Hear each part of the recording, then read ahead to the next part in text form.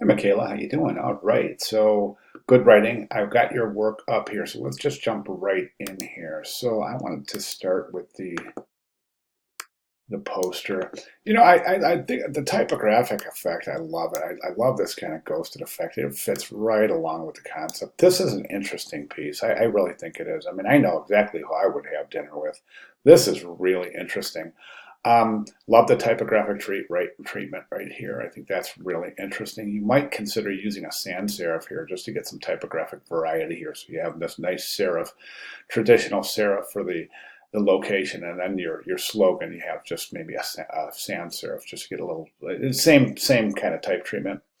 But I think that would add a little variety as well. I think right now this type could be a little bit more prominent. It's almost getting lost in the composition. I also think this configuration of the table and chairs could be a little bit larger too. And also think about some blending modes. Let's get that so it kind of blending more with the background instead of looking like it's just kind of pasted right over the background. Also, my recommendation here is to maybe even include a little paragraph, a little informational paragraph somewhere, just to pick the viewer's curiosity. And then also, if you want to design this like it's a real travel poster, maybe make up a fictitious travel agency, little logo at the bottom, contact information, etc. Really try to make this look like an ad. So then we've got the banner. Now the banner, I want to mention that the banner is going to be tough, and the reason the banner is going to be tough, actually, that's the banner. This is the billboard. Okay. Yeah. This is actually pretty interesting. Once again, though, I would like to see these really blended with the background instead of, hey, just they look very obviously like they're pasted over the background. So that's that's going to be a little tricky there. As far as you've got conflicting focal points here.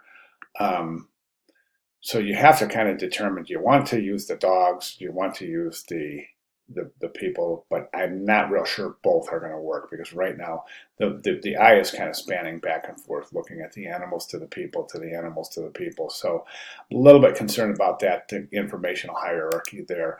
The web banner, I've got a little bit of issue with the web banner. Let me describe. Let's go ahead and take a look at your type here. And let's take a look at your type here. Consistent, right? Everything's really super consistent, right? And we get to the banner and the type has changed all of a sudden. And if we pull that banner out, we can see comparatively that the type has really been altered. So right now it's not following the same circle, right? So what has happened here is that this is completely different.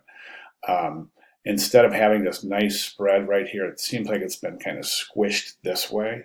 And I don't know. It's just, to me, it seems like it's been forced in there. This has definitely been altered. This has been distorted, and we can clearly see that the letters here are not nearly as close together, and they're wider and not as tall here, which indicates to me that you placed the type there and then resized it. Now, when you resize type after placement, you got to constrain the original proportions. You do not want to change the original dimensions of the type.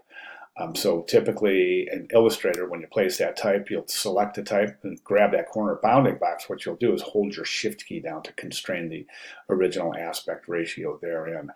Okay, and then again, right here we have this same kind of conflicting visual focal point where you've got this configuration here is in direct competition with this configuration here. So you really want to decide, you know, in terms of hierarchy, where do you want your viewer to look first, the second, the third?